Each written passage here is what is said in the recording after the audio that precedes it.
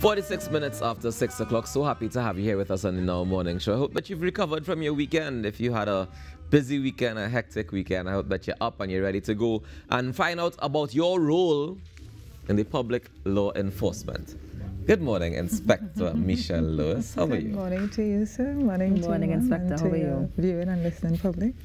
Yes, the topic this morning is the role of the public in law enforcement. Right. I mean, I feel like it's, I don't know, it's clear, right, that we have a part to play, each and every one of us. The first part is don't break the law. Right. That'll be one of the first things I would Yeah. think, you know, is the role of the public in law enforcement. But what else is important for us to be aware of? So, don't break the law. Simple. Simple. Sounds simple. So simple. Sounds simple. But also, apart from don't break the law, we have persons who will break the law. Right. That's a fact. It's a nature of human. And so when we look at the role of the public in law enforcement, we look at the role of the public in assisting where crime reduction is concerned in terms of being some eyes and some ears out there for the police. So we say to the public, if you see something, say something. And so sometimes persons want to know, well, what does this really mean in the whole scheme of things when we are seeing, you know, some high levels of crime in particular areas. So we acknowledge that the fight against crime is not just a police perspective only or policing only. We understand that it is both the police and the community, or the police and the public. So we want, in order to be able to effectively reduce crime and the fear of crime, to get that partnership, which we maintain, we must have in order for that fear reduction to be really realized in the way that we want it to be. So for example, you have in a particular area, you have neighborhood watch groups, where you have that connectivity and partnership with the community and the police. You find that persons who want to do crime and criminal activities will stay away. So you'll find where it have police, community policing groups or neighborhood watch groups partner with the police, you have a low level of crime in that area, almost nil. So we have things like that. It increases the relationship with the police and a reduction in crime. For example, too, where you have SEPTED, which is crime prevention through environmental design. Right. And you have that, you have it through the police and you have it through the ministries as well, like Ministry of Social Development, Community Development, you have it. And so those things enable or empower residents, people, to do things that will help them not to be a target at your home and in going out and coming in your vehicles and that kind of thing. So it will give you safety tips and proactive measures of what not to do. And so when you look at the role of the police and law enforcement, it means that you have a responsibility to play a serious responsibility in reduction of crime and in fighting crime. Although the police do reactive, and in cases proactive, we want more proactive involvement from both the members of the public in the partnership with the police.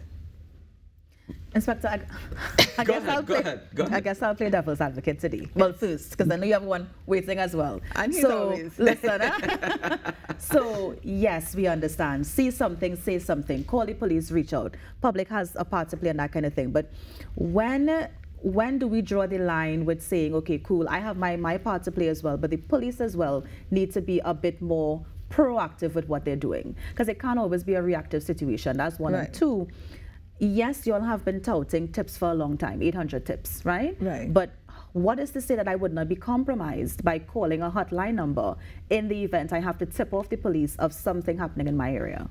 Right, so you mentioned the reactive and proactive at some level. So what the police rely on a lot as well is mobilized patrols and having a lot of that outside and rapid response. And that will help in terms of solving crime and, of course, arresting those who would have perpetrated or committed a crime. We use 800 tips and 555 because they are anonymous. And we encourage persons to call and utilize those numbers because, of course, it is anonymous. And we have seen the results, the benefits of it. You would see persons getting rewards. They would publicize it at some point in time. So persons would get that kind of assurance that your name is not being utilized. It is not run by the Trinidad and Tobago Police Service 555. So it is not something that persons can say, you know, it is all and sundry. Within the organization, of course, within the organization, you have the different ranks and file of the police service. And so, for example, we understand that at some point we do have rogue officers. We are not denying that. But we also have officers that are upstanding, who are committed, who are law-abiding, and who are doing the right thing. And we need to also push that. So when our persons in the community recognize that, okay, this officer maybe, there are several other officers there that you can reach out to who can assist you. And that is one of the things that we want to promote. Yes, we do have, but we also have. And so in reaching to those officers, you want to give some information in a confidential way, you can do so. But how do I know in advance? How do I know if it's because Inspector, you just mentioned that they have rogue ones, right? Yes. So I want to paint a picture for you, right? I see a crime happen, or I know somebody who in crime, right? And I see a bunch of police officers rolling in a van, and I say, hey, officer, that man just thing and run on the road there, and I know he's a man with whatever. And let's just say this happens to be one of the rogue officers that I'm talking to. And they now rough me up and put me one side. Right? How do I now feel comfortable coming back to the police? How do I know which officers to go to? That's a very good question, because generally when police persons see the uniform carries a level of trust and authority. And unfortunately, in some cases, some persons have broken that trust, right? So that is something that internally we are treating with. But if we don't have persons that come forward to help and to say certain things, then we really wouldn't, as a community and as a nation, we will not grow. To say that because, okay, you would have said something to an officer and an officer beats you up, abuses you verbally. No, physically sometimes. Physically? Yes, I have seen it. Okay, I have seen people being physically abused by the police. For sharing information? For anything. For walking down the road the wrong way because they assume something about them. Okay, so remember you brought a scenario in I did. Right? And we're taking a scenario in context. Right. With what we, right? All right, so let's in that same scenario, let's say the officer happens to be attached to whatever, because we've heard stories of officers running drug blocks and all kind of things, right? And let me say that happened to be he block that he was running, and I gone to inform on he to himself, right? Like himself told himself. And he turned around now and does violently abuse me. What do I do then? All right, so you are suggesting or you are saying that the violence might be directly or indirectly, maybe at the point in time or some other time in the past, right? So what we encourage persons to do is to build a relationship with the police. And that is one of the things that we, even in our strategic plan 2020 to 2024, stakeholders partnership, community partnership, so that when you get to know the officers in your community, you know who to go to, you know who to trust more than the average. Because from time to time in a division, we have transfers taking place. And when transfer takes place, the person that you may have known as the person who you say, and we're talking about whatever situation here that you have just draw a relation to, that person may no longer be there, or that person may not be no longer in that station or division or section as the case may be, because the police service, we do transfers on a regular basis. So that if that may be the situation that you are bringing to the fore, then there are always senior officers. One of the things that we must appreciate is that proactive policing works. And proactive policing only works with the community involvement. It can only work with you helping. We will react, which is not always best. So you will get, you will get a higher solvability rate, but it doesn't mean that the crime may not happen. So when someone, for example, is going to commit a murder, they don't go on and broadcast it and say, everybody, I'm going to do this. They will do it in the still of the night. Not yet. Give it some time. The way still of the night, when everybody is sleeping or there's no one around to be a witness. So when we have persons who are also eyes and watching, they will think twice about doing that. One of the things that is helping us is the CCTV camera system, where persons who have it in their private spaces, they dwell in houses and things like that, are able to assist us with that kind of data to be able to solve. And we are seeing an increased rate in homicide solvability rate in Trinidad and Tobago as a result of those kind of technologies that is assisting us. And that is because of the partnership that we have with the community. So the role of the public is really, really important in Trinidad and Tobago, and to having that public safety and security that we really, really do want. I wanted to just piggyback off of Ruckus's question, because I'm also wondering as well. So you see this thing happening in the Mofa police station.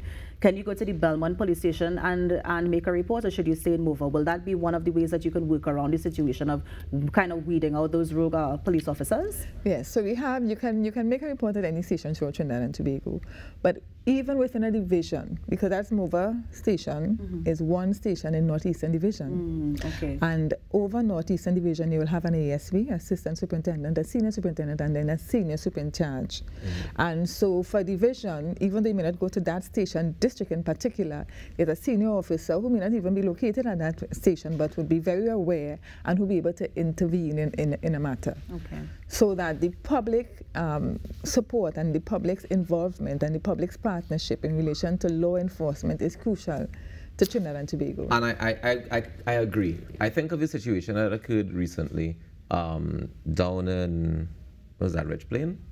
Which one? Yeah, where the community stood up and said, no, we're not giving you this person that you want, even though you're the police, yes. because what we saw was wrong. Yeah. And we see how that and it turned into this big spiral thing, and it reached all the way to the top, where threats were made to the public and to our whole community, but it turns out that the community turned out to be correct after the investigations happened. So that shows that the power of the community standing up, even if they have to stand up to the rogue officers, as the case may be, to say, well, this is the right thing. And it can work in the same way for the negative elements in the community. They can stand up to the negative elements and say, we don't want this here. Stop doing this. Right, so in the Rich Plain matter, which we know is under investigation, is nothing that I can talk at length about because of the fact that it is under investigation. We know what came out in the public, and persons have their personal opinion in relation to that matter, right? But separate and apart from that, where you stand up for something that is right, you will have the support of the police. Where you stand up for something that is right, you will have the support of the police. And more so, I mean, generally speaking, once you stand up for something right, you will have the support, because that's what the police do. We have laws and we are guided by the laws. But and even so, if it's against the police? Well, okay, so perhaps what you may want to say, because you would have said it earlier on, that sometimes there's a misperception or misunderstanding in relation to a matter. Yeah. And so when the matter is thoroughly investigated or fleshed out, you would realize, and that's why investigations take place. Right. And so in an investigation, it ought to say who is right and who is wrong in a matter. That is objective policing investigation. Inspector, I also want to ask the role of the app in this. Can you use the app to report a crime, or is that something else? No, we still have the app. You Right. can use the app to report a crime. Of course, 555-999-800-TIPS. And persons can, call anonymously, still do that, and just make a report. For example, in an organization, just say in an organization, everybody knows a PBX. Right? Yes. So, I mean, they can call from an organization and have 1,001 cell numbers. Nobody really know Yeah. who made that call. Yeah. I'm Block just your cell saying. number, block your cell number and call. Yeah. I'm saying. Yeah. So, So you have options. you have options. Yeah. Yes. They have options. The call. You And really stay need- anonymous. Yes, and stay anonymous. So if you see something, say something. Dial 999-555-800-TIPS. Definitely. Thank you so much, Inspector Lewis, for joining us. Before we go, though, I wanted to say congratulations to the TTPS and especially the audiovisual unit. I got an opportunity to see Code 727. Code 727. Oh, yes, you mentioned that last and week, it was fantastic. It was a job well done, well put together, and it was nice to see the perspective of the TTPS when it comes to that 1990 attempted coup that took place in Trinidad and Tobago. It was very it was different from the other perspectives that I've seen or heard of before, and I appreciated their perspective because it made the picture a little bit wider. Yes, I might have been alive, but I wasn't coherent enough to know what was going on. And most of us wouldn't have been anywhere near the actual action to know what was going on. So the officers who took part in that documentary, good morning to you, and thank you so much. Yes. I'm yet to Big up see to it, all but it's you. on the list. We go make it up. Inspector will tell you when next it's showing, and we go course. find it. Yeah, put it up in the video or something. Yeah. We had the interviews of all the persons who were affected, those who were there, The who living actually ones. worked. Yeah. Yeah. And it was really, it was a really, really, really telling interview, really live. And at some point you cry. At some point you cry. Yeah, they have moments. They have moments that kind of hold you, and you'll be like, all right, hold on, we have to keep this together. We can make it through the rest of this. Couple Diaz, Constable Allen, and the team, they really did a really, really fantastic job going and finding and doing the data, doing the research and getting all that information and putting it in. One of the things that stood out to me the most was one of the SRP says this is the first time in 30 years that anybody has spoken to him about the coup. Anybody. For that documentary. And when he started to say that, he started to cry, and you see all the emotion, all the trauma, everything just coming back to the front. First time he said in 30 years anybody spoke to him about it. You see, recording it is something, eh? And trauma is deep. Yeah. And it just brought back. And when they started to picture it, and then everybody pieces just start to connect. Yes. Yes. So you realize. So you get the full picture. Yeah. Beautiful. Well done. Great storytelling, if I do say so. Thank you so much, Inspector, for joining us this morning. Yes, I'll leave it Inspector with chills this morning. We're going to take a break. Let Inspector catch this out. Yeah. And we come back with more on the Now Morning Show. Stay tuned. Let's say thanks to the police all around, especially